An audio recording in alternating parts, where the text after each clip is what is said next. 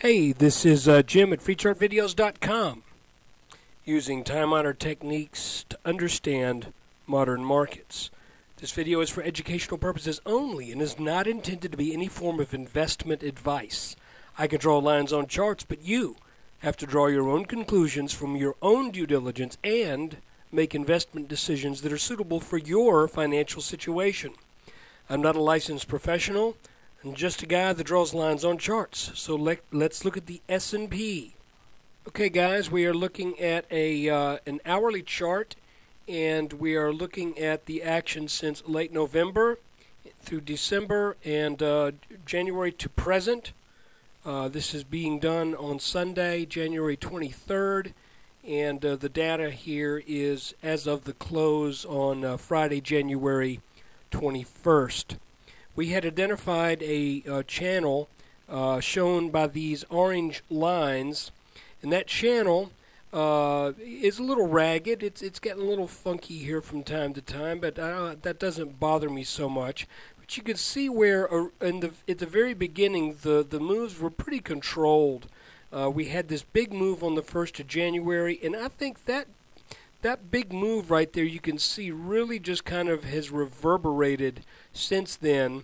Almost like you take a string on a guitar and you pluck it too hard, you get some distortion. You don't get a nice tone always when you do that. So it's slapping around a little bit. And as a matter of fact, we went up to the top, came back down, went back up to the top, then came down hard the middle of last week, and I want to say temporarily, but as it appears at this point, made a temporary violation of that bottom line intraday, but it climbed back up into that channel. And last Friday, let's look at the action from late last week. Last Friday, strong open, and then kind of giving some of that back throughout the day. Now, you may recall that I had drawn a line. Let me see if that line's on my 5-minute chart. Yeah, there it is. I had drawn a line that actually it was from here to there. And I made the comment on Thursday's video that with this dip, larger dip, this hit, and then the starting of another dip, I made the comment that this may be something of what we've been seeing all over the place, and that's a little inverse head and shoulders pattern on the 5-minute and 10-minute charts. If that's true, then I said if we get over this line, there will be a typical pullback, and then things should head back up. Well, we got over the line, we pulled back, didn't quite make this line, but we did pull back down to the level of where that breakout occurred as of the close on Friday. So wait a minute, let me snap a horizontal line here and I'll show you what I'm talking about. So you can see that we actually are a little bit below that. So just to make a long story short, things last Friday were not shocking in any way or another. I was disappointed that the chip stocks were down so bad, but hopefully they will come back because the Philadelphia Semiconductor Index ended the day right at where one would roughly expect some support to kick in. And that's kind of where we are in the S&P, maybe a little bit higher up in the S&P.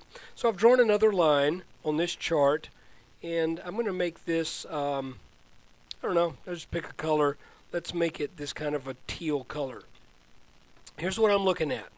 I'm looking at the possibility that this was a bona fide for real breakout over this tiny little 2-day pattern, and now it's pulled back, and if this upward momentum is to continue, I think this line will be a good signal line for that. In other words, if we get above this line, I don't think we're going to be testing these lows down here. If we get up above this line, maybe one more back test to this area, and then we head on up to make another go at 1300.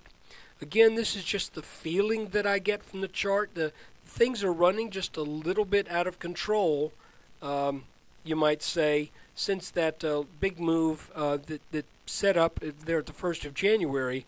It's just really set a lot of reverberations through the markets. So to look at it again,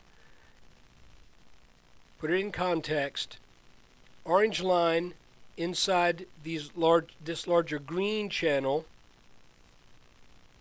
here, and the question is, do we go back and do we actually go back and try to make another go at this line? I'm not necessarily sold on that, because we had a trend channel that was operating right here very well.